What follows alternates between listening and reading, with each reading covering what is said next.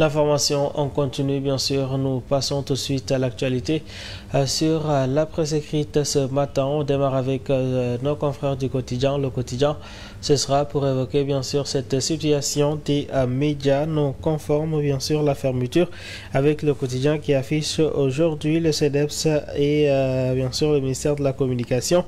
Le CEDEPS qui sonne ainsi la mobilisation nous apprend la publication sur les 13 mois de Diomaye, bien sûr le président de la République du Sénégal.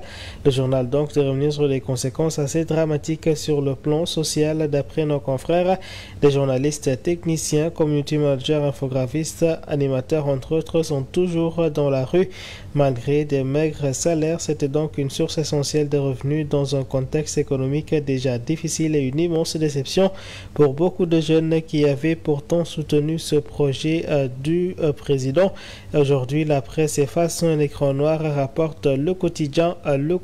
Même son de cloche à la face de Source A quotidien qui nous signale que le CEDEPS est en mode de recours. Mamadou Ibra Kane, patron du CEDEPS aujourd'hui dans Source A, fait savoir qu'un recours sera introduit auprès de la Cour suprême pour contester la décision du ministre Alioune Sall, d'autant plus que la mesure a été prise sans préavis et sans diffusion préalable. C'est une nouvelle forfaiture contre la liberté de presse, dit-il. En attendant, des manifestations seront organisées à l'occasion de la fête du travail le 1er mai lors de la journée mondiale de la liberté de presse est prévue le 3 mai. Pour le nouveau régime, toute la presse nationale sans discernement est liée à l'ancien régime et il faut donc l'exterminer. En plus, pour le nouveau régime, ce n'est pas la presse traditionnelle qui a favorisé son accès au pouvoir, mais seulement les réseaux sociaux, nous apprend à Source A à quotidien. À présent, bien sûr, sur ça, toujours sur le déboire judiciaire d'Amadou Sall, 12 ans après l'enfer que son pater a fait vivre à Karim Mawad. Sur ça, de révéler que Macky aujourd'hui la roue tourne, car les ennuis judiciaires démarrent pour Amadou Sall, fils de l'ex-président mis en cause dans l'affaire des 125 milliards de la Santif. Il a exactement 12 ans, soit le 17 avril 2013, Karim Mawad était inculpé par la CREI, devenu PJF, dont l'attract bien mal acquis déclenché par le régime d'alors. Source A quotidien donc de rappeler que pour faire Karim triomphal avait donc curieusement activé la CREI qui a été en sommeil depuis sa création en 1980. Si Amadou Sall a le courage de se présenter à la justice du Sénégal, son pater Ouattara viendra-t-il le soutenir comme Abdoulaye Wade l'avait fait en faveur de Karim, s'interroge Source A quotidien. Direction l'Assemblée nationale à présent avec Sud Quotidien pour revenir sur la levée de l'immunité parlementaire de Moustapha Diop et Salimata Diop.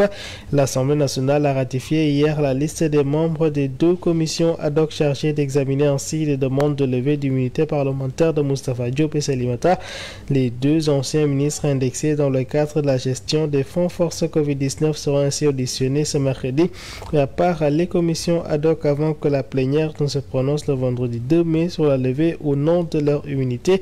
En tout cas, la 15e législature a pressé le pas, signale le Sud Quotidien. L'info à présent sur cette question de noter ce matin que l'Assemblée est au cœur de la reddition de ses comptes. Les Sali Diop et Moustapha Diop auditionnés demain respectivement à 15h et 17h par la commission ad hoc qui va soumettre ses conclusions à la plénière le vendredi.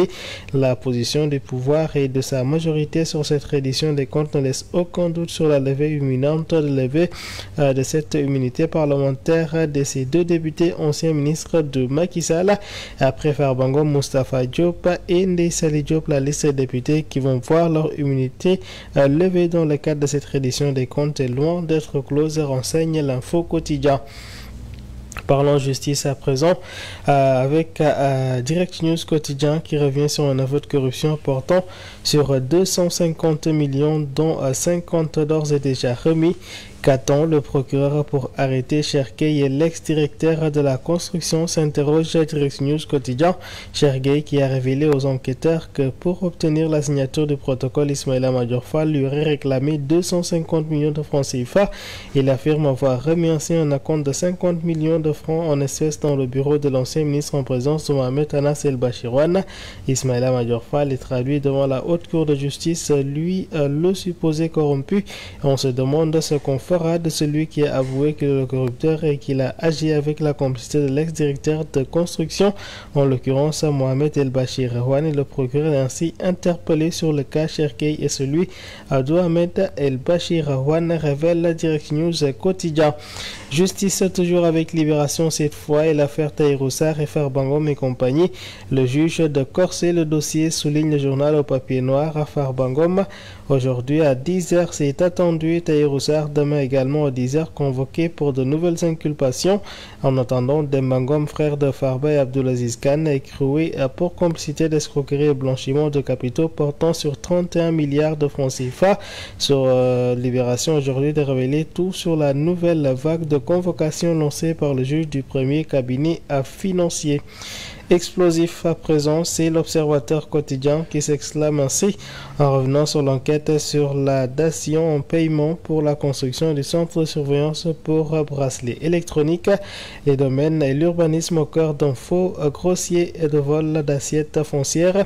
Comment l'affaire Ismaïla Madior Fall Cherkey a conduit à l'audition des anciens directeurs des domaines Mamboy Diao et Mamadou Gueye, révèle l'Observateur. En attendant, Moustapha Dia, président de la CCOD donc, contredit les directeurs des domaines et évoque ainsi deux lettres qui attestent le faux. La mafia des impôts et domaines de Guédiawaye s'empare ainsi de plusieurs dizaines de terrains avec des cartes d'identité ramassées. L'identité d'un demandeur d'emploi frauduleusement utilisé dans le vol de parcelles. C'est à la veille de ma convocation à la police que le responsable du cadastre est venu me supplier de ne pas le dénoncer, confie-t-il à cette enquête, informe l'Observateur quotidien. Autre chose, c'est le fameux Cétal Sounouré qui est mis en pause ce matin, informe le quotidien national Le Soleil. Un nouveau coup de balai du chef de l'État réclamé. Omar Ba, urbaniste donc dans Le Soleil, dit que les autorités ont eu le courage d'évaluer pour mieux agir. En attendant, l'insalubrité reprend ses droits, informe Le Soleil. Dans l'actualité sportive à présent, il s'agira de parler de la plus prestigieuse des compétitions européennes, les Étoiles, qui seront de retour aujourd'hui pour la demi-finale aller à 19h, l'Emirates Stadium, donc attraction ce soir d'un Arsenal Paris Saint-Germain. Les Gunners sont encore trop forts, s'interroge-t-on. En attendant d'y voir plus clair, il faut donc savoir que l'Arsenal parisien est d'ores et déjà Arsenal, donc pour revenir avec un succès. Paris qui n'en voit qu'une seule chose, c'est d'aller en finale pour enfin décrocher le trophée. Voilà donc qui met un terme à cette autre de la presse écrite de ce matin. En attendant donc de vous retrouver à 8h, je vous laisse avec Kayor Cissé pour ce qui est de l'actualité sur le web.